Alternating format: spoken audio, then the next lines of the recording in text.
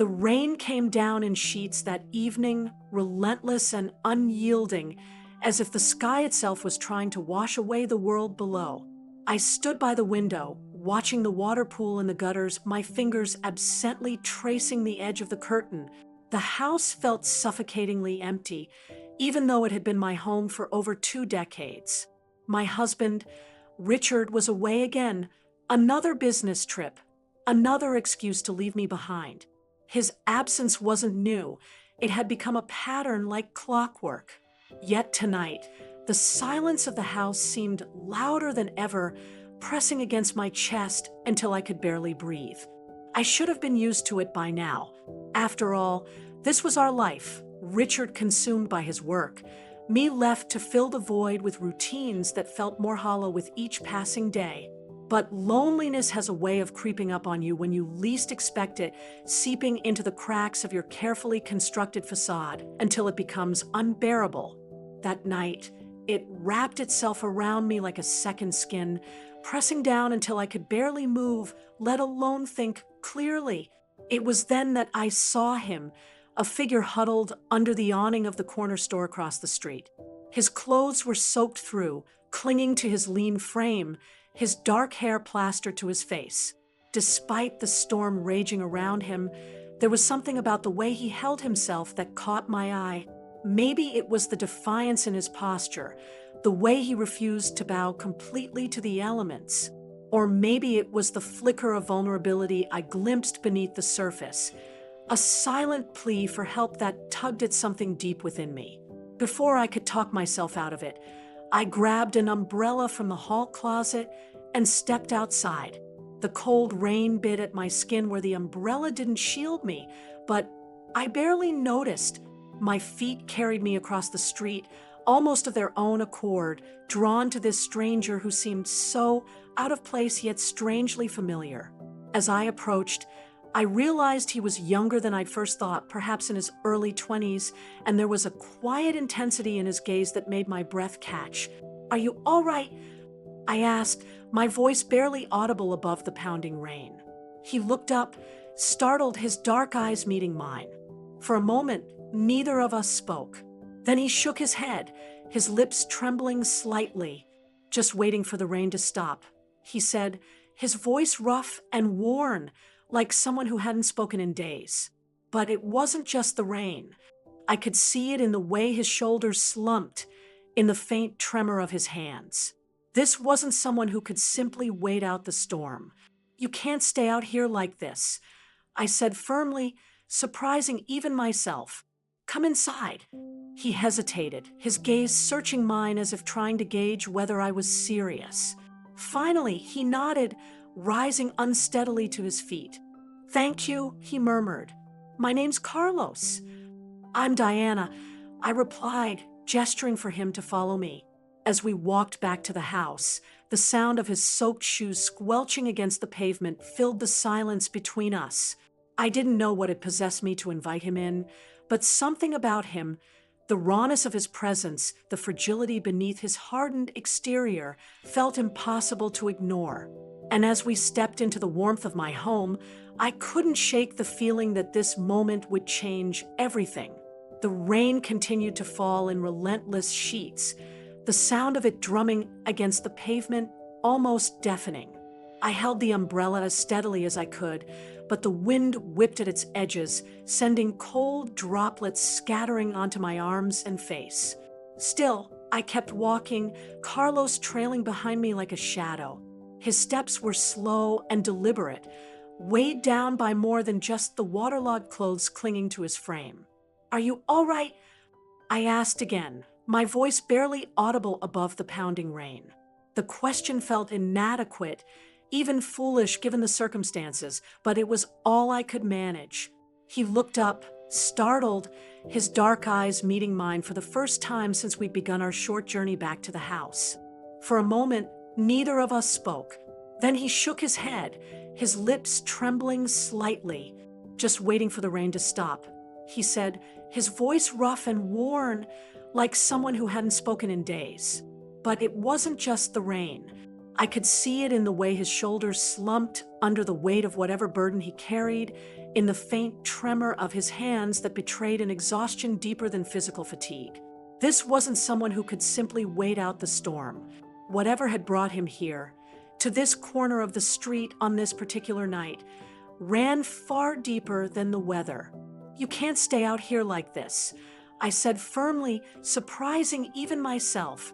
My heart raced with the audacity of what I was about to do, inviting a complete stranger into my home, but something inside me refused to turn away. "Come inside." Carlos hesitated, his gaze searching mine as if trying to gauge whether I was serious. His expression shifted subtly, a flicker of hope mingling with suspicion, as though he'd been offered kindness before only to have it yanked away. Finally, after what felt like an eternity, he nodded, rising unsteadily to his feet. "Thank you," he murmured, his voice barely louder than the patter of the rain around us. "My name's Carlos." "I'm Diana," I replied, gesturing for him to follow me. My hand tightened around the handle of the umbrella as I turned toward the house, half expecting him to change his mind or disappear altogether. But when I glanced over my shoulder, he was still there, trailing behind me with cautious steps, his soaked shoes squelching against the wet pavement. The walk back to the house felt surreal, each step heavy with implications I couldn't yet fully grasp. The sound of his footsteps filled the silence between us, punctuated occasionally by the distant rumble of thunder. I didn't know what had possessed me to invite him in. It was reckless, impulsive, perhaps even naive, but something about him felt impossible to ignore.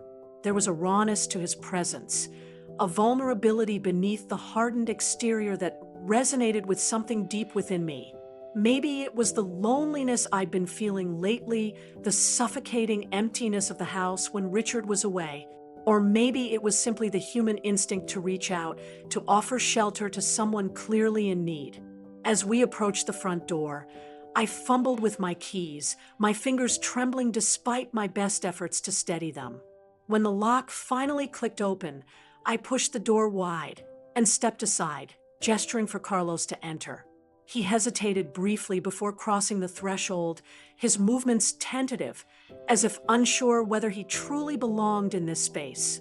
Inside, the warmth of the house enveloped us both, a stark contrast to the cold, wet world outside. I closed the door behind us, sealing off the storm for now, and turned to face him. His hair was plastered to his forehead, rivulets of water streaming down his cheeks and neck. Despite his disheveled appearance, there was a quiet dignity in the way he stood, his dark eyes scanning the room with a mixture of curiosity and unease. "Here," I said, breaking the silence. "Let me get you a towel." I moved quickly, retrieving a towel from the hall closet and handing it to him. Our fingers brushed briefly as he took it, the contact sending a jolt through me that I didn't expect. It was fleeting, insignificant, yet it lingered in my mind like the echo of a forgotten melody.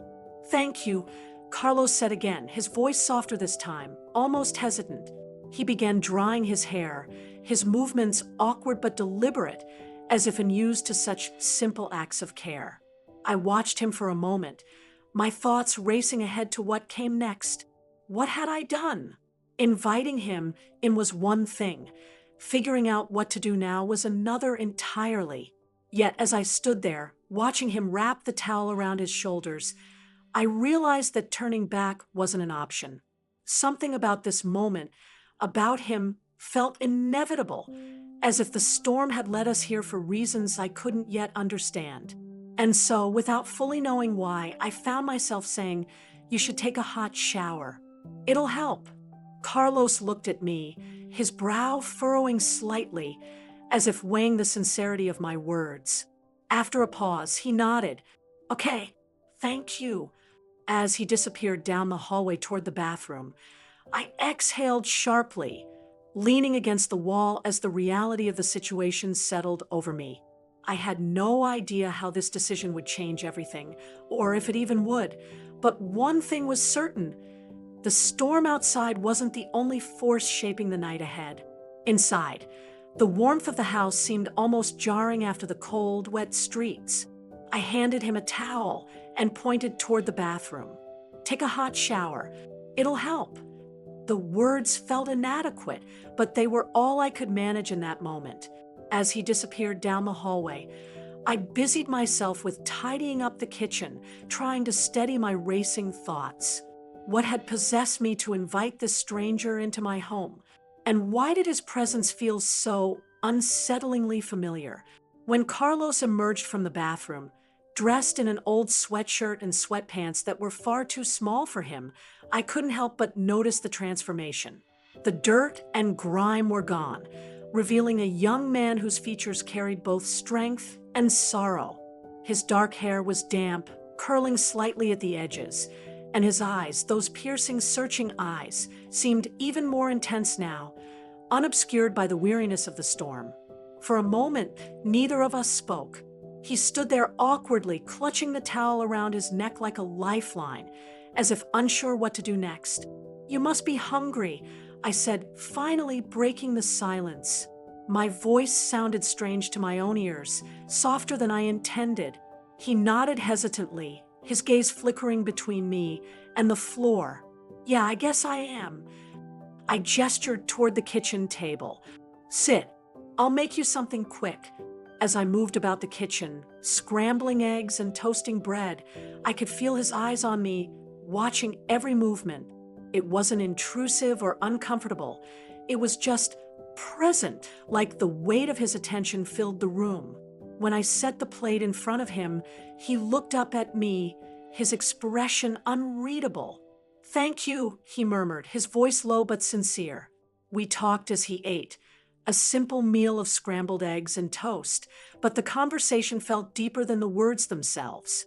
He spoke haltingly at first, as though testing how much he could reveal, then gradually opened up. He told me about life on the streets, about dreams abandoned and opportunities lost. There was no self-pity in his tone, only a quiet resignation that made my chest ache. He described sleeping under bridges, scavenging for food, and the constant battle against invisibility, the way people walked past him as if he didn't exist. And I found myself opening up in ways I hadn't in years, sharing pieces of myself I'd long buried beneath layers of routine and obligation. I told him about Richard's absences, about the loneliness that crept into the empty spaces of our marriage. I confessed things I hadn't even admitted to myself, the way I sometimes felt like a ghost in my own life, unseen and unheard. Carlos listened intently, his gaze never wavering, as if my words mattered more than anything else in the world. By the time the clock struck midnight, the storm outside had softened to a gentle patter, but the tension between us had only grown stronger, crackling in the air like static electricity. Every glance, every brush of our hands as we passed plates and utensils felt charged with meaning. It wasn't just gratitude or kindness anymore. It was something else, something I couldn't quite name. "You don't have to stay here, I said suddenly, surprising even myself. My voice wavered, betraying the turmoil inside me. "You can leave whenever you want." Carlos froze, his fork hovering midway to his mouth. For a long moment, he didn't respond. Then he set it down carefully, his movements deliberate. "Do you want me to go?" he asked, his voice barely above a whisper. The question caught me off guard. Did I? Part of me knew this was wrong, that inviting him in had already crossed boundaries I shouldn't have touched. But another part of me, the part that craved connection, that yearned for someone to truly see me, didn't want him to leave. "Not yet." "No," I admitted, my voice trembling. "I don't." His gaze locked onto mine. And for a moment, the world seemed to shrink until it was just the two of us suspended in this fragile, impossible moment. "Then I'll stay," he said simply, his voice steady despite the uncertainty in his eyes. Neither of us acknowledged the weight of his words, but they hung there between us, heavy and undeniable. By the time we cleared the dishes and settled back into the living room, the atmosphere had shifted, The storm outside may have calmed, but the one brewing inside the house and within me was only beginning. I shouldn't be here, Carlos said suddenly, breaking the silence. His voice was low, hesitant, as if he were wrestling with thoughts too heavy to articulate. Why not? I asked, my tone softer than I intended. The words slipped out before I could stop them, betraying the turmoil brewing beneath my carefully composed exterior. Because he trailed off, his gaze dropping to the floor. For a moment, he seemed lost in thought, searching for the right way to explain something that defied explanation. Because this isn't normal. Because you're you and I'm lost. I finished for him, my heart pounding in my chest. The word felt strangely fitting, not just for him, but for me too. Weren't we both adrift in our own ways, seeking something we couldn't quite name? He nodded, his expression pained. Yeah. For a moment, neither of us moved. The air between us crackled with unspoken tension, charged with emotions neither of us dared to fully acknowledge. Yet, even as guilt gnawed at the edges of my conscience, there was an undeniable pull, a magnetic force drawing me closer to him. It wasn't rational, it wasn't safe, but it was real, more real than anything I'd felt in years. The weight of what we both knew was inevitable hung between us, heavy and undeniable. And then, without thinking, I reached out, my hand brushing against his. The contact sent a jolt through me, electric and raw. His skin was warm, grounding, and it anchored me in a way I hadn't realized I needed. This is wrong, I whispered, more to myself than to him. My voice trembled, betraying the conflict raging inside me, guilt warring with desire, logic battling instinct. I know, he replied, his voice thick with emotion. There was no hesitation in his response, only a quiet acceptance of the truth we both understood. But it doesn't feel that way. His words struck a chord deep within me, resonating with the part of me that had been yearning for connection, for meaning, for something. They stripped away the layers of denial I'd built around myself, leaving me exposed and vulnerable in their wake.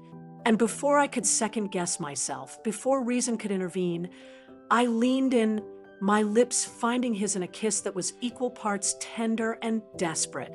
It was soft at first, tentative, as though testing the boundaries of what we were about to cross. But then it deepened, fueled by the intensity of everything we'd kept unspoken. Carlos responded immediately, his hands moving to cup my face, his touch gentle yet firm. It was as if he'd been waiting for this moment, holding back until I gave him permission to let go. And now that I had, there was no turning back.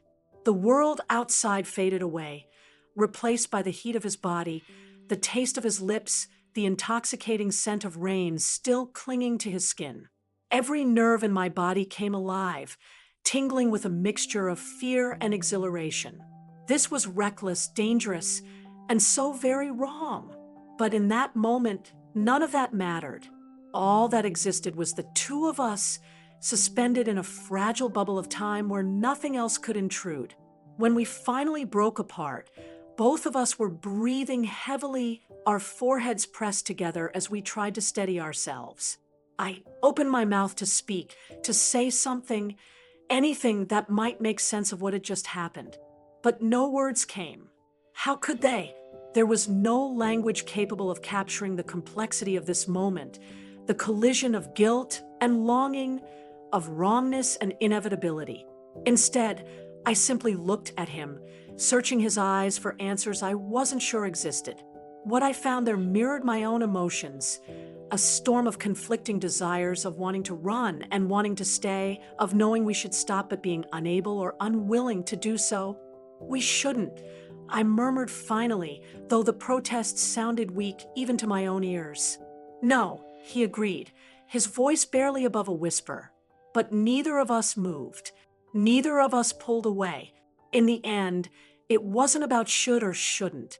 It was about need, about the ache that had been building inside me for far too long, the emptiness I'd tried to fill with routines and obligations. Carlos had awakened something in me, something I didn't fully understand but couldn't ignore. And as much as I wanted to resist, to push him away and retreat into the safety of my familiar life, I knew one thing for certain: I wasn't ready to let go. Not yet. Lying beside him later that night, I stared at the ceiling, my mind racing with conflicting emotions. The room was quiet except for the sound of our breathing, steady but mismatched, his slow and even, mine shallow and uneven, as if my body couldn't decide whether to calm down or panic. What had I done? How had I let this happen? The questions swirled in my head like a storm, each one more accusing than the last. But even as guilt gnawed at the edges of my conscience, I couldn't deny the truth. For the first time in years, I had felt truly alive. Carlos's presence, his touch, had awakened something in me that I thought was long dead. It wasn't just physical. It ran deeper than that. For those fleeting moments, I hadn't been the woman who drifted through life unnoticed, unappreciated, invisible. I had been seen, really seen, and it terrified me almost as much as it exhilarated me. Yet the reality of our situation loomed large, casting a shadow over everything. He was 20 years old, homeless, and entirely out of place in my carefully constructed world. His life was chaos, scraps of meals scavenged from dumpsters, nights spent under bridges, dreams abandoned under the weight of survival. Mine, on the other hand, was sterile, predictable, suffocating in its monotony. We were worlds apart, brought together by chance and desperation. And I was a married woman, trapped in a loveless marriage, clinging to the remnants of a life that no longer fulfilled me. The irony wasn't lost on me. Richard, my husband, lived in the same house, but might as well have been a stranger. Our conversations were perfunctory, our connection non-existent. We existed side by side, two people sharing space, but nothing else. Yet here I was, lying next to someone I barely knew, feeling more connected to him in a single night than I had to Richard in years. It was wrong, so painfully wrong, but it also felt inevitable, as though the cracks in my life had finally split wide open, letting Carlos slip through. I turned my head slightly, watching him in the dim light. His face was relaxed in sleep, the tension that usually lined his features softened. There was a vulnerability to him now, an innocence that made the weight of what we'd done press down on me even harder. He wasn't just some drifter. He was a person with hopes and fears, scars I couldn't see but could feel when he spoke. And I had used him, or maybe he had used me. Either way, neither of us had walked away unscathed. My chest tightened as I thought about Richard. Would he forgive me if he ever found out? Could I live with myself if he did? Betrayal wasn't something you could undo, no matter how many apologies you offered. But then again, was staying in a marriage where I felt nothing but emptiness any better? Wasn't that its own kind of betrayal? I closed my eyes, trying to silence the voices in my head, but they only grew louder. This wasn't just about Carlos or Richard. It was about me, the choices I'd made, the person I'd become. Somewhere along the way, I'd stopped living. I'd settled for safety over passion, routine over risk. And while it had kept me comfortable, it had also left me hollow. Carlos shifted beside me, his arm brushing against mine. The contact sent a jolt through me, pulling me back to the present. I wanted to reach out, to hold on to this moment a little longer, but I didn't. Instead, I lay there, frozen between desire and regret, knowing that whatever choice I made next would change everything. By morning, the rain had stopped, leaving behind a damp stillness that mirrored the heaviness in my heart. As sunlight filtered through the curtains, painting golden streaks across the floor, I realized I couldn't stay here, not like this. Something had to give, whether it was my marriage, my loneliness, or this impossible pull toward Carlos. I couldn't keep pretending that I was okay, because I wasn't, not anymore. And as much as I feared what came next, part of me, a small, stubborn part, was ready to face it. Whatever it was, in the morning, the sunlight streaming through the blinds felt almost cruel, exposing the tangled mess of emotions we had created. Carlos sat on the edge of the bed, his hands clasped tightly together, his posture rigid with tension. The warmth of the previous night now seemed like a distant memory, replaced by the cold reality of what we'd done. "We can't tell anyone about this," he said finally, his voice steady despite the uncertainty in his eyes. He didn't look at me as he spoke, his gaze fixed on the floor, but I could hear the weight behind his words. "I know," I replied, my throat tight, each syllable feeling like it was being pulled from somewhere deep and reluctant within me. "It's wrong." But my voice trailed off, unable to finish the thought. How could I explain something I didn't fully understand myself? How could I reconcile the guilt gnawing at my conscience with the undeniable pull I felt toward him? But it happened. He finished for me, his tone matter-of-fact yet tinged with an ache that matched my own. We exchanged a glance then, and in that moment, I saw the same conflict mirrored in his expression, desire warring with duty, longing clashing with logic.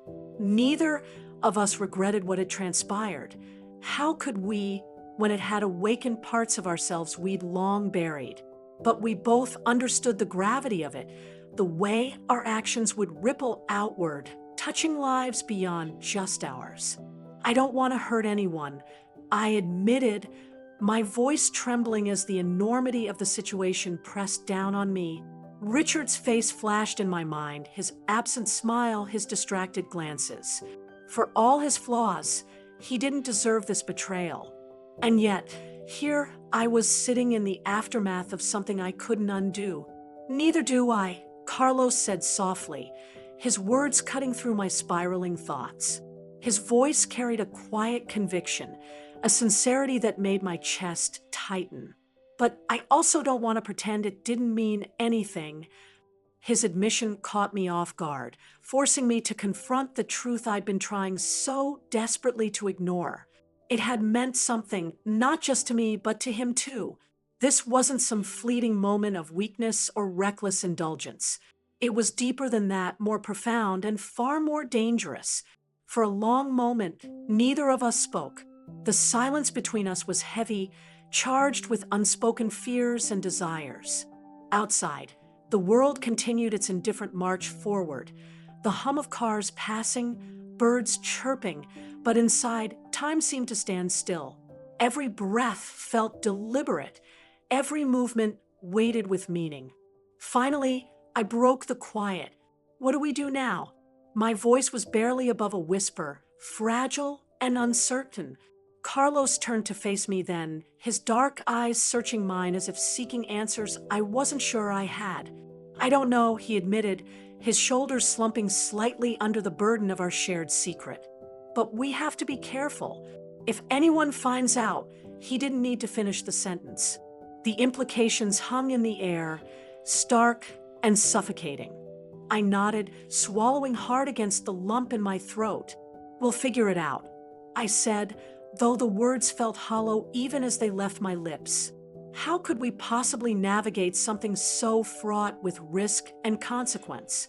Yet saying it aloud gave me a small measure of comfort, a fragile thread of hope that maybe, just maybe, we could find a way to make sense of this chaos. Carlos reached out then, his hand brushing against mine. The contact sent a jolt through me, grounding me in the present moment. "Together," he added, his voice firm now, resolute. "Whatever happens, we'll face it together." The determination in his tone surprised me, stirring something deep within me, a flicker of courage amidst the fear. I wanted to believe him, to trust that we could somehow untangle this web without causing irreparable harm.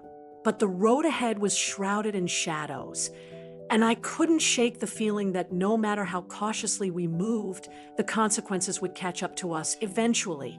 Still, for now, there was only this: the two of us bound by a secret that was equal parts beautiful and devastating.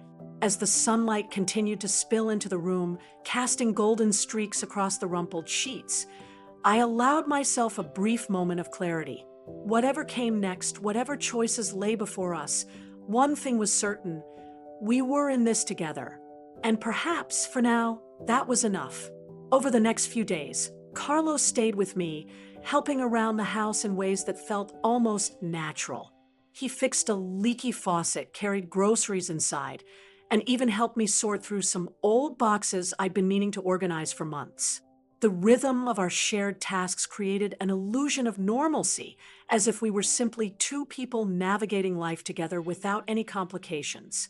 But beneath the surface, every movement, every glance between us was charged with unspoken tension. We avoided discussing what had happened, focusing instead on the mundane tasks that kept us grounded. It wasn't just guilt. It was the knowledge that we had crossed a line, one that society deemed unforgivable. Yet, despite the weight of it all, there was also a strange comfort in his presence. For those fleeting moments, I didn't feel alone. And maybe that was the most dangerous part, that I craved this connection so deeply, even knowing how wrong it was. Still, reality loomed large. His presence in my home couldn't last forever. As much as I wanted to hold on to these stolen days, I knew they were temporary. So when the time came for him to leave, I found myself dreading the inevitable goodbye. "Where will you go?" I asked, my voice barely above a whisper. My hands trembled slightly as I clutched the edge of the kitchen counter, trying to steady myself against the wave of emotions threatening to overwhelm me. Carlos hesitated before answering, his gaze fixed on the horizon outside the window. "I don't know," he admitted finally, his tone tinged with uncertainty. "But wherever it is, I'll remember this. Us." His words hit me like a punch to the gut, stirring up feelings I wasn't ready to confront. I nodded, tears pricking at the corners of my eyes, but I forced myself to smile. "Be safe, Carlos." "You too, Diana," he said, his voice carrying a note of finality that made my chest tighten. There was so much left unsaid between us.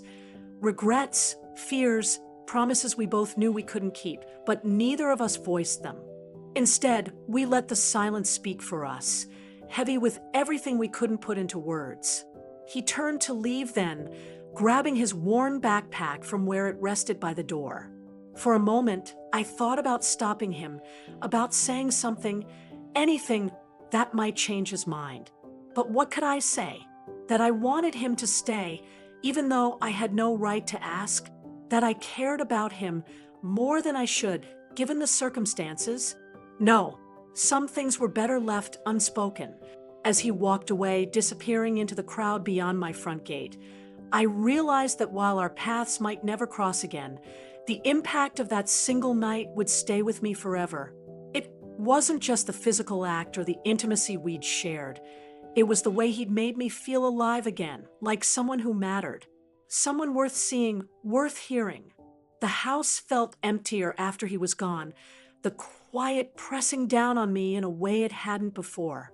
Every corner seemed to echo with memories of him, the sound of his laughter, the warmth of his touch, the way his eyes softened whenever he looked at me. I moved through the space like a ghost, tidying up the remnants of his brief stay, folding the blanket he'd used, washing the mug he'd drunk coffee from, straightening the chair he'd sat in. Each task felt like a small ritual, a way of holding on to him even as I accepted that he was gone. By evening, exhaustion settled over me, both physical and emotional. I poured myself a glass of wine and stepped out onto the back porch, letting the cool night air wash over me. The stars above shimmered faintly, distant pinpricks of light scattered across an endless sky. They reminded me of how vast the world was, how many lives existed beyond mine. And yet, in this moment, none of them mattered. All I could think about was Carlos. Would he be okay out there on his own? Would he find whatever it was he was searching for? Or would he, like me, spend the rest of his days haunted by the choices we'd made? I sipped my wine slowly, the liquid doing little to dull the ache in my chest. Part of me hoped he'd come back someday, not because I expected anything to change, but because I selfishly wanted to see him again.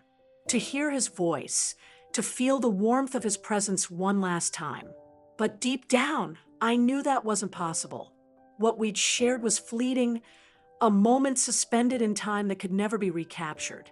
And yet, as painful as it was, I didn't regret it. How could I, when it had awakened something in me that I thought was long dead? Guilt still gnawed at the edges of my conscience, and I knew I'd carry it with me for the rest of my life. But alongside the guilt was gratitude for the connection, however brief, and for the reminder that even in the darkest moments, there's still beauty to be found. As I stood there under the stars, I made a silent promise to myself. Whatever happened next, I would face it head on. I wouldn't run from the consequences of my actions, nor would I hide from the truths they revealed about who I was. Moving forward wouldn't be easy, but I owed it to myself and to Carlos to try. Because sometimes love isn't about happily ever afters. Sometimes it's about moments that leave their mark, shaping us in ways we can't fully understand until much later. And though our story might end here, its echoes would linger, reminding me that even amidst chaos and heartache, there's always the possibility of finding light. Life continued as it always did, the days blending into weeks, and then months. Richard returned from his trip, oblivious to the storm that had raged within our home. His presence filled the house again, his voice echoing through the halls as he recounted stories of his travels, his laughter ringing out like it always had. To him, nothing had changed, but I was different. The woman who had opened her door to a stranger that rainy night was not the same woman who closed it behind him.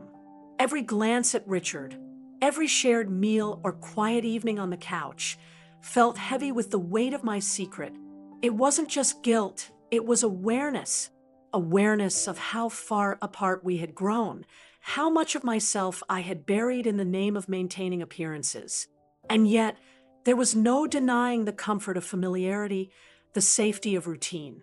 Richard may not have truly seen me, but he was still a part of my life, a thread woven into the fabric of who I was. What Carlos and I shared was wrong, yes, but it was also real. In a world governed by rules and expectations, we had dared to step outside the boundaries, to embrace the messy, beautiful complexity of human connection. There was no denying the impact he had left on me. He had awakened something dormant, something raw and unfiltered that I hadn't realized I'd been missing. For those fleeting moments, I hadn't felt like a wife, a mother, or even a responsible adult. I had simply felt alive. But now, alone with my thoughts, I found myself wrestling with the aftermath. Was what we did unforgivable? Yes. Did I regret it? That question lingered, refusing to yield a clear answer. How could I regret something that had made me feel so profoundly human, even if it came at such a cost? The truth was, I couldn't untangle the emotions swirling inside me. Guilt warred with gratitude, shame with acceptance. Society would call us reckless, selfish, immoral. And maybe we were. But society didn't know the ache of loneliness, the suffocating weight of living a life half-lived. It didn't understand the magnetic pull of two people drawn together by forces beyond their control, the way desperation and longing could blur the lines between right and wrong. I thought about Carlos often, wondering where he was, how he was doing. Had he found stability? Was he safe? These questions haunted me, not because I wanted to chase after him, but because I cared.